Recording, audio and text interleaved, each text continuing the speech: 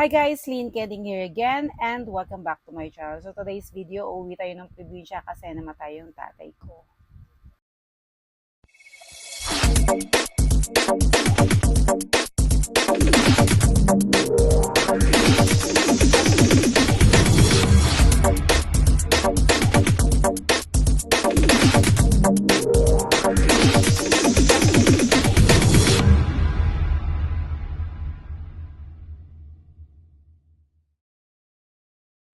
And eto na nga guys, nakasakay na kami ng bus kasi magroro kami at uuwi na tayo ng probinsya natin. At may kasama kaming makulet, bulilet, ayan, pamangkin ko guys.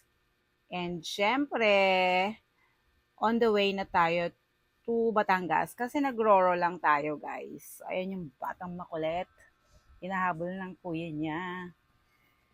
So magroro lang kami guys dahil sobrang taas ng pamasahe. 8,000. 8,000 per head. Sa dami namin guys, nako, mamumulubi tayo. So kailangan maging practical tayo sa buhay. And nakarating na nga tayo ng Batangas. Ang sinakyan namin ay Kjad. Bago din akong sakay dito. So, Starlight na barko yung ating sinakyan guys.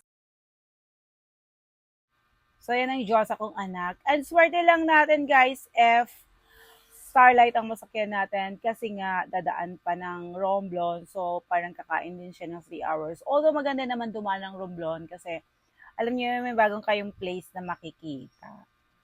So, eto at umakyat na tayo sa barko, sa Starlight at maghahanap na tayo ng ating mahihigaan, ng ating double deck. O guys, kahit naman magbarko tayo, super comfortable naman siya. So, pwede ka naman mag-upgrade kung gusto mo ng aircon. Pero malamig na kasi siya guys. So, ako usually dito. Dahil lamigin din talaga ako. At yan, tingnan mo yung view pag nasa open air ka. Diba? Pag nasa aircon ka kasi hindi ganyan yung makikita mo. Nakatago kayo. Diba? Tsaka may bintana siya. Ayan, kainan time na kasi nagugutom na tayo.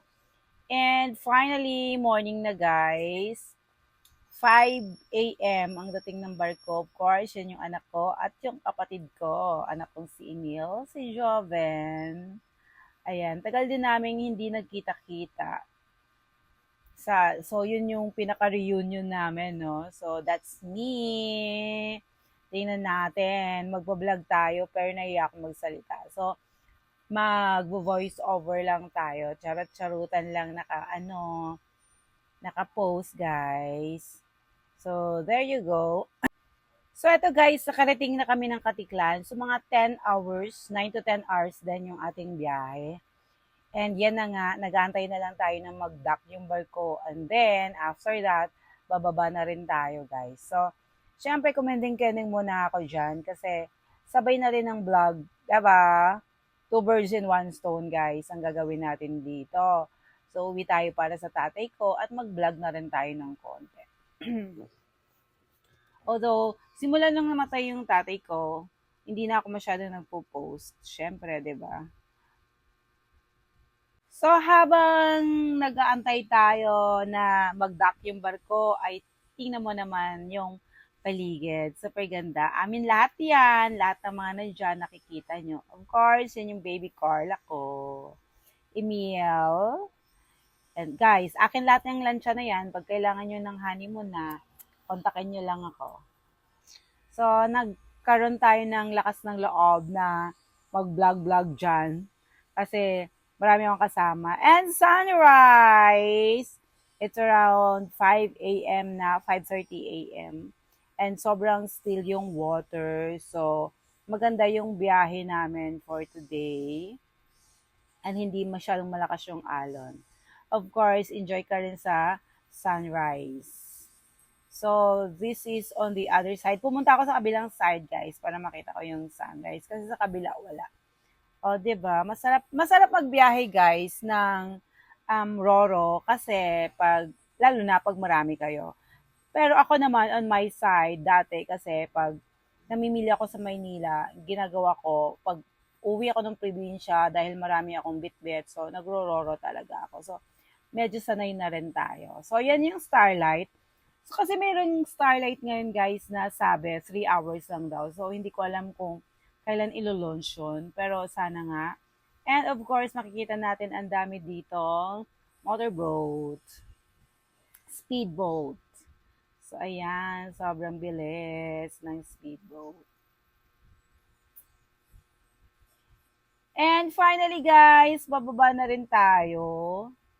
So, ang maganda lang kasi dito guys, maganda yung pila, so hindi kagulo, kaya nakaka-enjoy na rin magbiyahe ng Roro guys. So, bumaba na tayo ng barko. And of course, sasakay ulit tayo ng bus. So, from Katiklan, so this is Katiklan, so malapit na yan sa Boracay. Ay, may plane pa, oh. Ganda, no? So, from Katiklan, going to my town, so it's around 2 hours. So, habang pabiyahe tayo pa uwi, papakita ko sa inyo yung side ng dagat. Dito kasi akong side, guys, hindi sa bundok. Pag sa bundok naman kasi against the light, so hindi nyo rin makikita. Kaya, dito lang tayo. Sobrang fresh, sobrang refreshing ng view, guys, ng dagat. Siyempre, di ba? Malapit kami sa dagat. So, parang, where the ocean meets the mountains. Yan yung, ng Panay Island. So, siyempre, kung ako papipiliin, mas gusto ko pa rin sa dagat. Batang dagat lang yan. So, nakaalis kami dito ng bandang 6:30.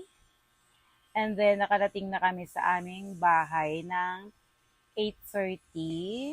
And of course, guys, ito yung bahay namin. And yan yung post ng tatay ko.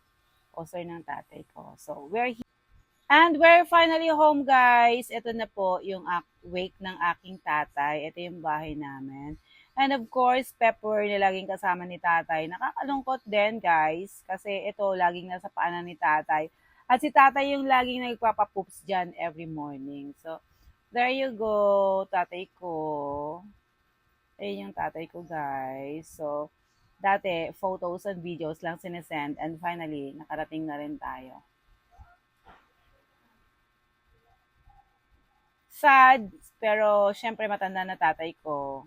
Kaya, pwede na rin, guys.